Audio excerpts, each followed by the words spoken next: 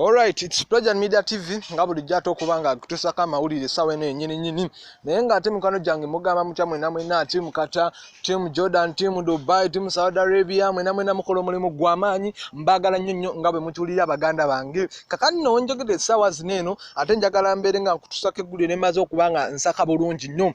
Esaa zino wenjogerera omwami amanyiddwa nga Minisita Lukodo tumumanyi bulungi nnyo akwasaganya byampisa mu gwanga Uganda. Musajja aliawo tayagala bintu bya obuseegu, tayagala bintu bya buwemu, naye ate muganda wange kukikwasaganya n'empisa musajja waddala nnyo nga bw'okiwulira. Kakati nno ku nsonga ya Eddie Kenzo ne musajja mukulu amanyiddwa nga Sheikh muzaata, ensonga musajja mukulu ono yatumizza Minisita Lukodo yatumiza Sheikh muzaata nga yagala amunyonyole bulungi nnyo lwaki ayingirira field gy'ataliimu.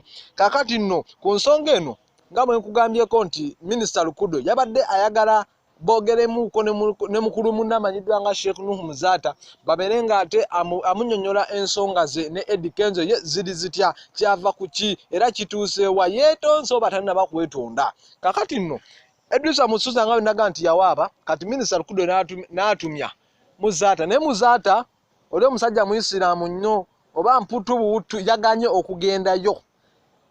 Minisita Lukodo yekwe okugamba nti nno owaayi ono musajja mukulu agamba muzaata talina mpisa field gy'atalina kugendamu gyalimu ate gyakola gyayingiriza.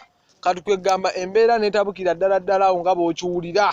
Naye nga bambi Minisita Lukodo yamusajja yadagezezzaako okubanga amutumya, omusajja n'agaana, omusajja n'asooka ayombamuuko awo.